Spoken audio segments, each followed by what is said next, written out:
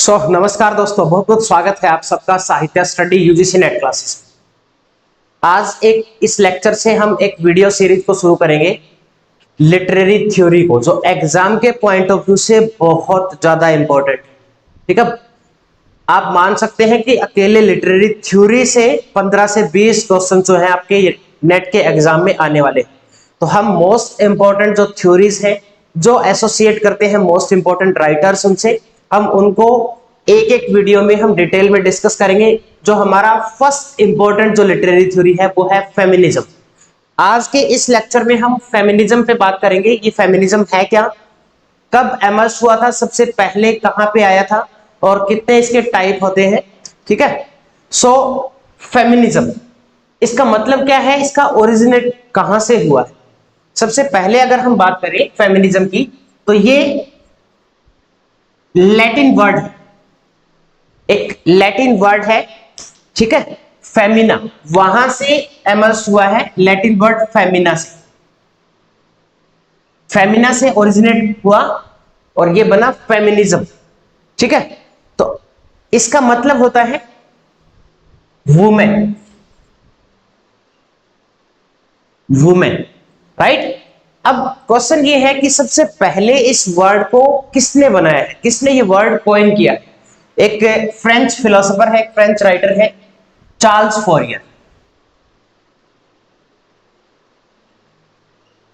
Charles फॉरियर पहले ऐसे writer थे जिन्होंने इस वर्ड को यूज किया है। ठीक है, कौन से वर्ड को, फेमिनिज्म को, इसको चार्ल्स फॉरियर ने कॉइन किया है। This is the most important point. And second one, अगर हम बात करें जैसे वुमेनिज्म होता है, ठीक है, ऐसे ही फेमिनिज्म होता है, ऐसे वुमेनिज्म होता है। एक क्वेश्चन और बन जाएगा यहाँ पे, वुमेनिज्म ये वर्ड किसने कॉइन किया है, who coin the word womanism और womanist. Tell me who coin the word womanism and womanist. ये वर्ड कॉइन किया है एलिस वॉकर। एलिस वॉकर एक अफ्रीकन अमेरिकन राइटर है, उन्होंने ये वर्ड कॉइन किया है वुमेनिज्म। ठीक, राइट। और ये in search of our mothers' gardens, ये वर्क आया है एलिस वॉकर का, वहां से ये वर्ड इतने कॉइन किया है वुमेनिज्म। कौन सा वर्क है, मैं रिपीट कर रहा हूं, in search of our mothers' gardens. ठीक है, अब क्वेश्चन है वुमेनिस्ट वर्ड किसने कॉइन किया है, ये भी इसी ने किया है। किसने, एलिस वॉकर ने। एलिस वॉकर ने कमिंग अपार्ट, इनकी एक शॉर्ट स्टोरी है कमिंग अपार्ट, वहां से ये वर्ड कॉइन किया गया है वुमेनिस्ट। तो ये दो तीन चीजें हैं। ठीक है, अभी हम ज्यादा रेफरेंस यूज नहीं करेंगे, हम सीधा टॉपिक पे आते हैं कि सबसे पहले इसको किसने जो है वो कॉइन किया है। ठीक है, चलो, ये कॉइनेज हो गई, शब्द किसने बनाया है, लैटिन वर्ड फेमिना से आया है और चार्ल्स फॉरियर ने इसको कॉइन किया। अब क्वेश्चन है, जो फेमिनिज्म है उसकी जरूरत क्यों पड़ी। अगर इनिशियल टाइम में हम बात करें तो पहले पुराने टाइम में, चाहे किसी भी कंट्री की हम बात कर ले, सिर्फ इंडिया में नहीं है ये, जो आज के टाइम पे जो बहुत सक्षम देश है, जो बहुत डेवलप हो चुके हैं, उन देशों के हालात भी कुछ ऐसे ही थे एक टाइम पे। जैसे अमेरिका है, यूएसए है, न्यूजीलैंड है, जो डेवलप्ड कंट्री है, उनमें भी ऐसा वुमेन के साथ होता था। ठीक है, इसलिए इसकी जरूरत पड़ी क्योंकि वुमेन को इंपॉर्टेंस नहीं दी जाती थी। ठीक है, मैन के बराबर का जो जो हिस्सा मैन को मिलता है, ठीक है, या जो अपॉर्चुनिटी मैन को मिलती है, वो वुमेन को नहीं दी जाती थी। इसीलिए जरूरत पड़ी किसकी, फेमिनिज्म। अब किसको लगा, किसको सबसे पहले ये जरूरत फील हुई कि फेमिनिज्म की शुरुआत होनी चाहिए, कि वुमेन की इक्वालिटी की बात की जानी चाहिए। सबसे पहले अगर मैं बात करूं, जैसे एनलाइटनमेंट के जो थिंकर है, रूसो हो गए, ठीक है, जॉन लॉक हो गए, हमारे इंडियन राइटर की हम बात करें जैसे चाणक्य हो गई, इनके वर्क्स हम पढ़ेंगे तो हम साफ देख सकते हैं उनके वर्क्स में कि इन लोगों ने भी वुमेन को इक्वलिटी नहीं दी है अपने वर्क्स में, राइट। अगर हम एलिजाबेथन एज की बात करें, एलिजाबेथन एज में देखो, उस टाइम पे वुमेन को थिएटर में परफॉर्म करने की भी परमिशन नहीं थी। ठीक है, तो डिस्गाइजेस बहुत सारे देखने को मिलते हैं हमें विलियम शेक्सपियर के जो प्लेस है या अर्लीस्ट जो एलिजाबेथन प्लेराइट है उनके वर्क्स में हम देखते हैं कि जो वुमेन का रोल है वो कौन प्ले करता है, मैन डिस्गाइज करते हैं, वो वुमेन बन जाते हैं और वो रोल प्ले करते हैं। ठीक है, तो इसीलिए ये जरूरत फील हुई क्योंकि उनको इक्वलिटी नहीं मिली, वुमेन को हमेशा पीछे रखा जाता था, इसीलिए जरूरत फील हुई कि वुमेन को इक्वलिटी मिलनी चाहिए। ठीक है, एक सेनेका फॉल कन्वेंशन हुआ था, सेनेका फॉल कन्वेंशन। अब इस कन्वेंशन में कुछ लोग इकट्ठा हुए, उन्होंने वुमेन की इक्वलिटी की बात की। यहां से सबसे पहले चला कि चलो भाई वुमेन के बारे में कुछ बात की गई है, ये 1848 में ये कन्वेंशन हुआ था। बट इससे पहले भी वुमेन की इक्वलिटी की बात कर चुके थे कुछ राइटर्स। अब आपके दिमाग में आएगा सबसे पहले कि मैरी वुllstonecraft ने बात की है अपने एक work a vindication to the rights of women, बिल्कुल की है, लेकिन नहीं, सबसे पहले उन्होंने नहीं की है। सबसे पहले एक राइटर और आ चुकी है, ठीक है, एक ब्लैक वुमेन है, उन्होंने बात की है, ठीक है, कि सबसे पहले वुमेन की इक्वालिटी की 1791 में, इससे कुछ टाइम पहले ही जो vindication to the rights of women आया था उससे एक साल पहले ही ये वर्क आया था और इस वर्क का नाम है declaration of the rights of women. Declaration of the rights of women किसने लिखा है ये? इस वर्क को लिखा है ओलंपे डे गोजिस, नाम लिख लो इसका।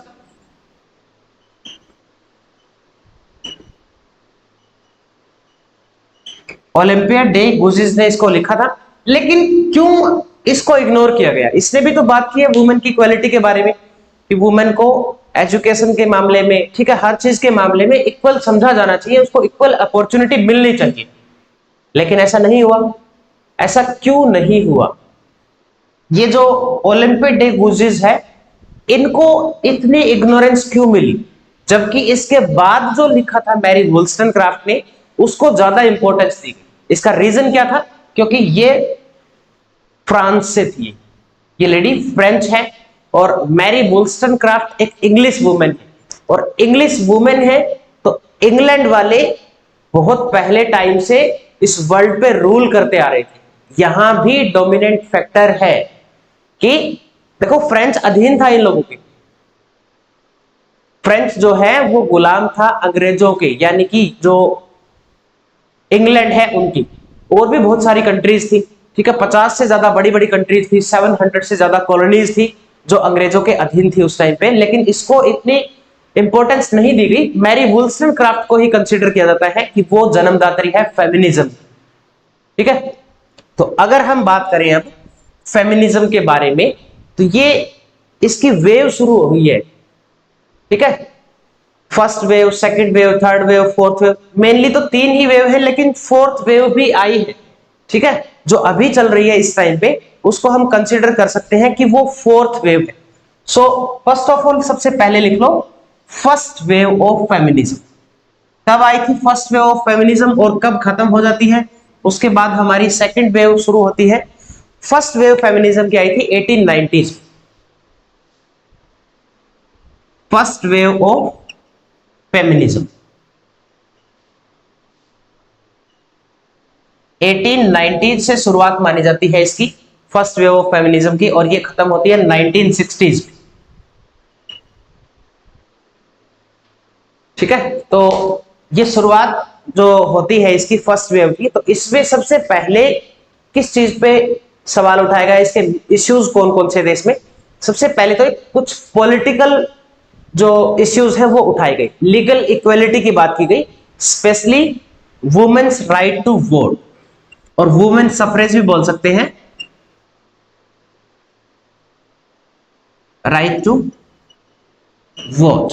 अगर हम वोट की बात करें तो देखो 1890s में इसकी शुरुआत होती है फर्स्ट वेव फेमिनिज्म की। अब तक किसी भी कंट्री में वोट डालने का अधिकार वुमेन को नहीं था, तो अब डिमांड की गई कि वुमेन को भी बात ये इक्वल अपॉर्चुनिटी मिलनी चाहिए। ठीक है, क्योंकि सोसाइटी में उनका भी तो इक्वल रोल है ना। अगर पुरुष कमाने के लिए जाता है, काम करने के लिए जाता है, तो घर पे उनका इक्वल रोल होता है, बच्चों को संभालना, ठीक है, बच्चों को पालना, घर के काम करना, इक्वल रोल होता है वुमेन का, ठीक है। तो इसीलिए फर्स्ट वेव में ये बात की गई कि वुमेन को राइट मिलना चाहिए वोट डालने के लिए।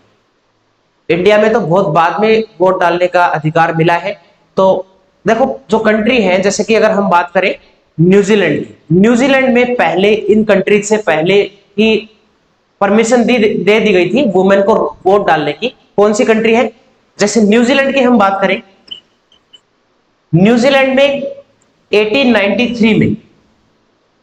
1893 में वुमेन को वोट का अधिकार मिल गया था। यूके की हम बात करें तो 1918 में, बहुत लेट शुरू होता है कि यूके का, तो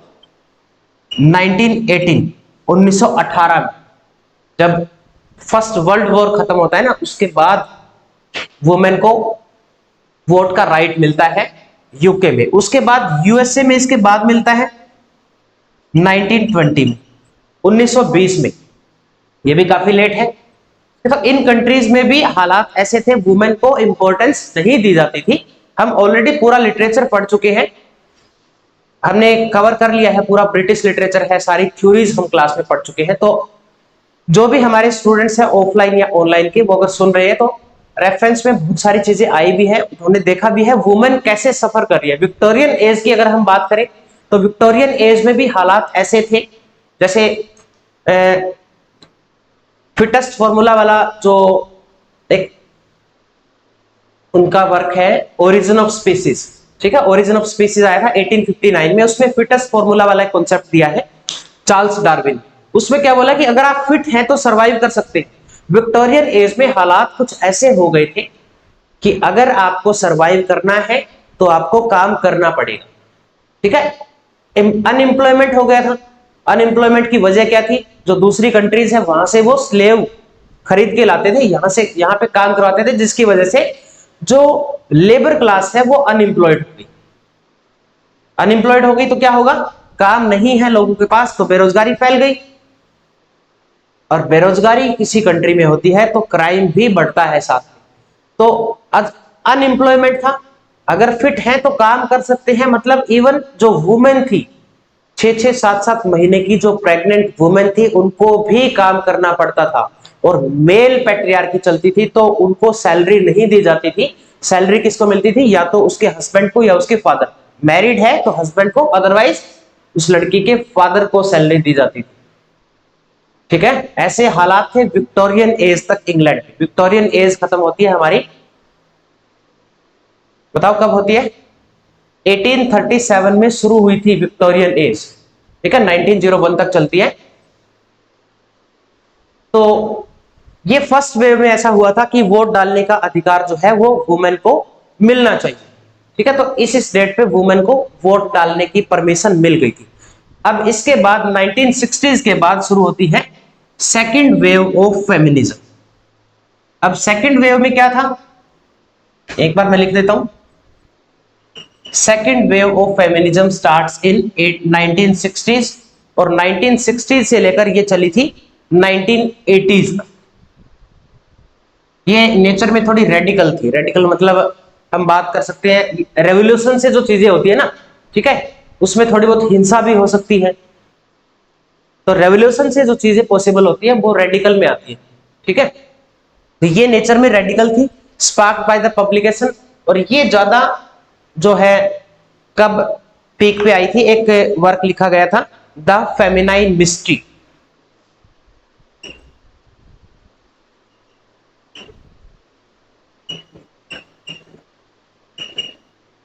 द फेमिनाइन मिस्ट्री किसने लिखा था ये वर्क? ये बुक लिखी है बेटी फ्राइडन ने।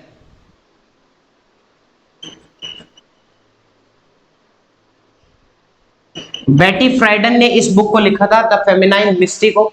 और ये वर्क जो है, इसकी वजह से समझ लो सेकंड वेव इसका परिणाम थी। इस वर्क के बाद ये सेकंड वेव जो है वो पीक पे आ गई थी बिल्कुल।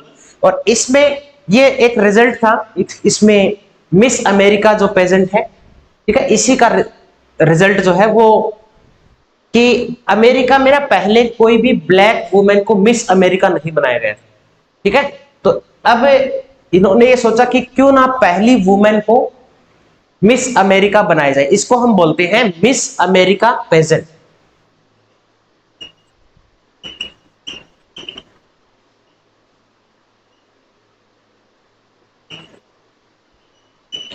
Miss America pageant. तो पहली बार क्या हुआ कि एक ब्लैक वुमेन को मिस अमेरिका बनाया गया, और स्पेशली ये फोकस करती है sexuality and reproductive rights of women. It focus on sexuality and reproductive right.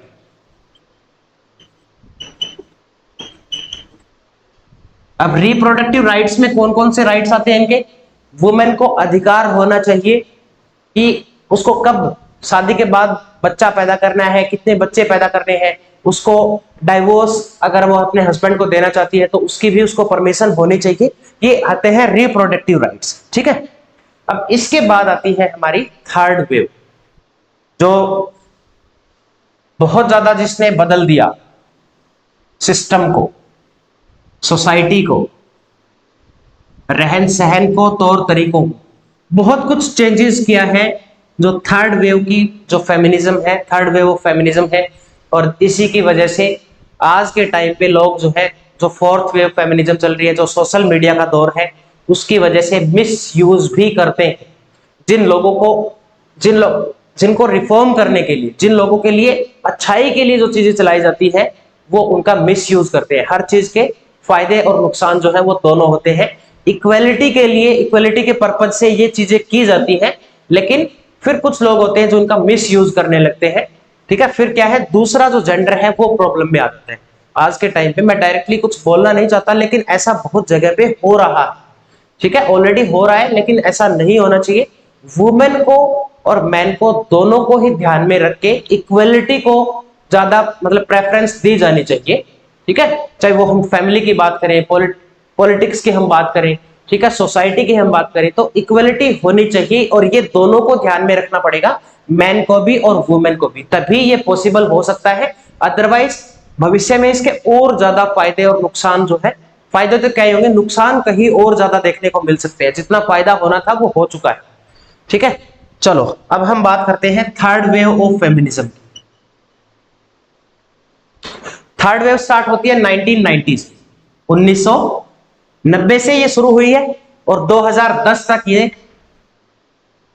Wave चली है, ठीक है। वैसे तो पीक पे सोशल मीडिया वाला जो दौर है वो 2010 के बाद ही हुआ है, जो हमारी फोर्थ वेव फेमिनिज्म। तो ये थर्ड वेव फेमिनिज्म, एक आर्टिकल लिखा है रेबेका वॉकर ने।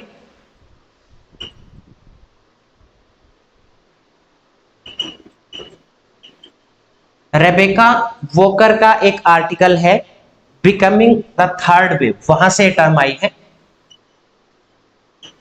बिकमिंग द थर्ड वेव, ठीक है। तो रेबेका वॉकर के इस आर्टिकल से, बिकमिंग द थर्ड वेव से, ये हमारी जो टर्म आई है थर्ड वेव। पहली और दूसरी जो फर्स्ट वेव सेकंड वेव है, वो मैंने आपको बताया था, वो मार्था लियर करके एक राइटर है, Martha लियर। First wave second wave emerge हुई है, वहां से वो term first wave second wave वाली, ठीक है। तो अगर हम बात करें ना थर्ड वेव की, तो थर्ड वेव में अब चीजें तो बहुत सारी हैं। ब्लैक वुमेन है, व्हाइट वुमेन है, ठीक है, उनकी एथनिसिटी की हम बात करें, नेशनलिटी की बात करें, रिलीजन की बात करें, कल्चर की बात करें, तो हर जगह पे डिस्क्रिमिनेशन हो रहा है। तो यहां बात की गई थी, मेजर फोकस किया गया था किस पे, कलर्स पे। भाई गोरे काले का भेद जो है वो खत्म होना चाहिए, ठीक है, क्योंकि जो खून है उसका रंग तो लाल होता है ना। अब गोरे काले का, अब जो ब्लैक, जो व्हाइट पीपल है, यानी कि स्पेशली जो यूके के यूके के जो लोग थे, जो लोग रूल करते थे पूरे वर्ल्ड पे, एक time most of the world पे रूल करते थे, तो ये लोग क्या मानते थे, जो व्हाइट पीपल है वो खुद को सुपीरियर मानते थे, और जो ब्लैक है उनको इंफीरियर मानते थे। वो लोग सोचते थे कि ये लोग अनसिविलाइज्ड हैं और हम इन पे रूल इसलिए कर रहे हैं ताकि हम इनको सिविलाइज बनाएं। गॉड ने हमें भेजा है, हम मैसेंजर हैं गॉड के, ताकि इन लोगों को हम सिविलाइज कर सके। ठीक है, इसलिए वो खुद मानते थे, जो व्हाइट पीपल हैं वो खुद को क्या मानते थे, सुपीरियर मानते थे। ठीक है, तो ये कलर्स की हम बात करें तो भाई भेदभाव नहीं होना चाहिए कलर्स पे भी। ठीक है, ब्लैक और व्हाइट का फर्क जो है वो नहीं होना चाहिए, ऐसा बोला गया थर्ड वेव में कि कलर्स पे नहीं होना चाहिए, एथनिसिटी पे नहीं होना चाहिए। नेशनलिटी की बात करें, अब नेशनलिटी की हम बात करें, जैसे अफ्रीकन लोग हैं,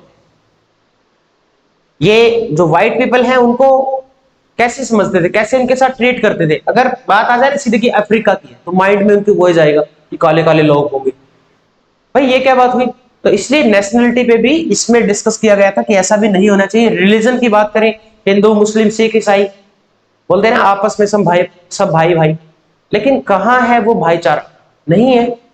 आपस में हिंदू और मुस्लिम आपस में लड़के कट के मर रहे हैं। ये बात की गई इसमें कि रिलीजन को लेके भी ऐसा नहीं होना चाहिए, कल्चर को भी लेके नहीं होना चाहिए। तो इसमें चेंजेस होने चाहिए। ठीक है, ऐसे बात की गई थी जो फीमेल है उनके पक्ष में, कि उनके साथ भेदभाव नहीं किया जाना चाहिए। फिर इसके बाद आ गई थी फोर्थ वेव, जो अभी चल रही है फोर्थ वेव। इंस्टाग्राम पे रील देख सकते हो आप बहुत सारी आज के टाइम पे, कैसे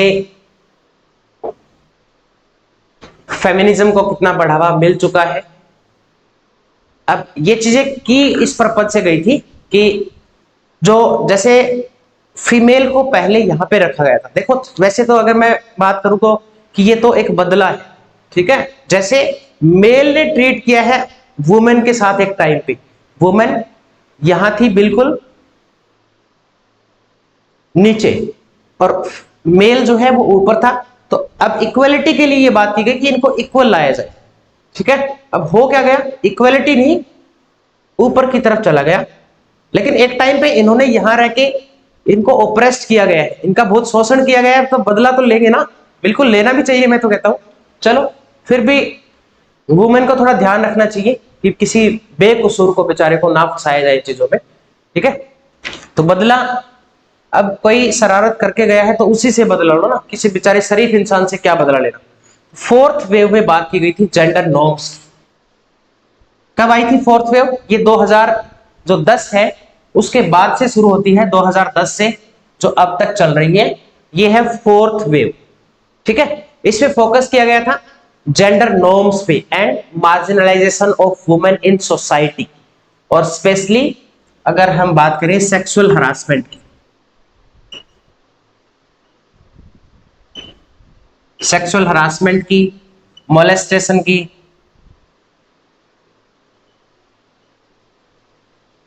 रेप्स की, ऐसा ना हो। वैसे इंडिया में बहुत ज्यादा रेप्स जो हैं आज के टाइम पे आपको खबरें सुनने को मिल रही होगी। कुछ टाइम पहले की बात है, एक कोई जर्मनी की कोई राइडर थी, वो भी अपने फादर को लेके शायद वो आई हुई थी एज ए विजिटर, और उस लड़की का इतनी ब्रुटली तरीके से रेप किया गया था। ठीक है, दोनों को उनको इमीडिएटली हॉस्पिटल में एडमिट किया गया था। तो कितनी शर्मनाक बात है ये, मतलब इंटरनेशनल लेवल पे इस तरह की हरकतें करना। ठीक है, इस तरह की न्यूज हेडलाइंस में आती है तो बड़ी शर्म की बात है। जो लोग ऐसा करते हैं, जो लोग रेपिस्ट हैं, तो ऐसा नहीं किया जाना चाहिए। तो इसमें ये बात की गई थी सेक्सुअल हरासमेंट की, मोलेस्टेशन की और रेप्स की। ठीक है, ये थी हमारी फोर्थ वेव फेमिनिज्म। अब टाइप्स कितने होते हैं, सबसे पहला तो लिबरल है, लिबरल फेमिनिज्म। लिबरल में सबसे पहले इसमें यही बात की गई थी इक्वलिटी होनी चाहिए लीगल रिफॉर्म्स के थ्रू। ये सिंपली लिबरल का मतलब है कि लीगल रिफॉर्म्स, यानी कि जब हम बोलते हैं कि कानून जो है, कानून के अकॉर्डिंग ही सब कुछ होना चाहिए। भाई हमें सड़कों पे ना उतरना पड़े, चुपचाप कानून मान ले, तो वो है हमारा लिबरल। ठीक है, लिबरल फेमिनिज्म। उसके बाद आता है रेडिकल। ये रेडिकल क्या होता है, नेचर में जिसमें रेवोल्यूशन से चीजें की जाती है। जैसे बोलते हैं ना कि आपका जो हक है आपको अगर ना मिले तो वो छीन लिया जाना चाहिए, उसको हम रेडिकल बोल सकते हैं। ठीक है, तो अब ये रेवोल्यूशन से होता है। जैसे कि मेल को लेके एक बिलीव बना रखा है कि मेल जो है वो डोमिनेट होता है सोसाइटी में, वुमेन के माइंड में ये बात पहले से सेट। ठीक है बिल्कुल। और सबसे ज्यादा फेमिनिज्म की अगर हम बात करें, मतलब अगर डिस्क्रिमिनेशन की बात करें तो वो वुमेन ने ही सबसे ज्यादा बढ़ाया है चीजों को। ठीक है, और मैं इसका अभी अगली स्टेटमेंट जो मैं बोलने जा रहा हूं ध्यान से सुनना कि वुमेन का बहुत बड़ा रोल है इस डिस्क्रिमिनेशन में। कैसे? एक छोटी बच्ची जब घर में पैदा होती है तो एक या दो लड़कियां पैदा हो जाती है। अगर मैं यहाँ पे इंडियन सोसाइटी की बात कर रहा हूं, बिल्कुल ऐसा है, एक दो तीन लड़कियां अगर घर में पैदा हो जाती है तो घर में जो पेरेंट्स होते हैं ना, पेरेंट्स में मतलब अगर फादर है तो वो फादर जो है उन बच्चों को देख के या बेटियों को देख के इतना नाखुश नहीं होता जितनी माँ होती है। ठीक है, और ये बिल्कुल सच बात है, किसी को बुरी लग रही होगी लेकिन ये सच है। ठीक है, और दूसरी बात, एक जो घर में बेटी होती है उसको बर्तन साफ करना, उस झाड़ू निकालना, खाना बनाना, ये चीजें कौन थोपता है? उनके फादर तो नहीं थोपता ना, मदर ही सिखाती है उनको ऐसी सारी चीजें कि आगे अगले घर जाना है, ससुराल जाना है, ससुराल जाके भाई ससुराल वाले बोलेंगे कि क्या सिखाया है बेटी को। ये चीजें कौन सिखाता है? भले ही वो एक अच्छे वे में उसने सिखाया हो, लेकिन बच्ची का माइंडसेट तो हो गया ना कि ये काम तुम्हें ही करने हैं। राइट? तो अगर हम बात करें रेडिकल की तो ये होता है एक तरह से रेवोल्यूशन से जो चीजें आती है। उसके बाद है मार्क्सिस्ट और material feminism. Marxism point of view से बात करें मटेरियल फेमिनिज्म की तो ये स्टडी है inequality in the terms of both class and gender. जैसे कि एक वर्किंग क्लास वुमेन होती है उनको दो तरीकों से ऑप्रेस किया जाता है। ठीक है, डबली ऑप्रेस होती है वो, एक तो वो बुर्जुआजी से जो अपर क्लास है और दूसरी जो है वो वर्किंग क्लास से। ठीक है, इसको हम बोलते हैं मार्क्सिस्ट फेमिनिज्म। और उसके बाद आती है सोशलिस्ट फेमिनिज्म। ये यहां बात की जाती है वुमेन को एक तरीके से ऑप्रेस्ड किया जाता है। एक तो किसकी वजह से? जेंडर की वजह से कि वो एक वुमेन है। ठीक है, और दूसरा जो है रेस, क्या है? रेस, एज, क्लास और रिलीजन, इन सारी चीजों की वजह से भी उसको ऑप्रेस्ड किया जाता है सोसाइटी में। इसको हम बोल सकते हैं हमारा जो सोशलिस्ट फेमिनिज्म। वैसे तो टाइप बहुत सारे हैं फेमिनिज्म की, लेकिन इतना ही याद कर लो, लेक्चर काफी लंबा हो गया है आई थिंक। तो आगे हम राइटर्स की बात करेंगे। राइटर्स की अगर हम बात करें तो जैसे कि ये नोट्स है मेरे पास, अगर आपने ये नोट्स मंगवा रखे हैं या आपके पास है या अगर आप मंगवाना चाहते हो तो इसमें पूरा यूनिट है ये फेमिनिज्म, सॉरी ये हमारी जो थ्योरी है और क्रिटिसिज्म है उसकी यूनिट है, पूरे नोट्स है इसकी ये। तो जिसमें राइटर्स की मैं बात करूं, इसमें मैरी वुllstonecraft, सीमेंट डे बीवर बहुत इंपॉर्टेंट राइटर है, वर्जीनिया वुल्फ, ठीक है, ए रूम ऑफ वंस ओन लिखा है। उसके बाद एलन चोवल्टर है, हेलन शिको है, केट मिलेट है, और गायत्री चक्रवर्ती स्पिवक है, जूडिथ बटलर है, सांद्रा गिलबर्ट और सुजान गुबार है जिन्होंने विक्टोरियन फेमिनिज्म को स्टडी किया है। और उसके बाद जूलिया क्रिस्टेवा है। ये सारे इंपॉर्टेंट राइटर आते हैं फेमिनिज्म में जिनको हम डिस्कस करेंगे सबको। ठीक है, मैं सब पे तो नहीं बना पाऊंगा, लेकिन जो जो इंपॉर्टेंट राइटर होंगे उन पे मैं आपको जो आप ये वीडियोस आपको मिल जाएगी। तो वीडियोस लेक्चर अगर आप सारे राइटर्स के अगर आप चाहते हैं तो आप हमारे ऑनलाइन जो प्लेटफॉर्म है उसमें आपको पूरा रिकॉर्डेड बैच मिल जाएगा, उसमें आप रजिस्टर कर सकते हैं। सो अगर आप हमारे चैनल पे नए हैं तो प्लीज चैनल को सब्सक्राइब कर लें, बेल आइकन को भी प्रेस कर लें ताकि आने वाली हर वीडियो की नोटिफिकेशन भी आपको मिलती रहे। तो आगे हम शुरू करेंगे, ठीक है, ये सीरीज में चलेंगे, सारी थ्योरीज पढ़ेंगे हम। तो अगर चैनल पे नए हैं तो प्लीज चैनल को जरूर सब्सक्राइब कर लें। मिलते हैं नेक्स्ट लेक्चर में। Be safe, stay connected, best of luck, God bless you.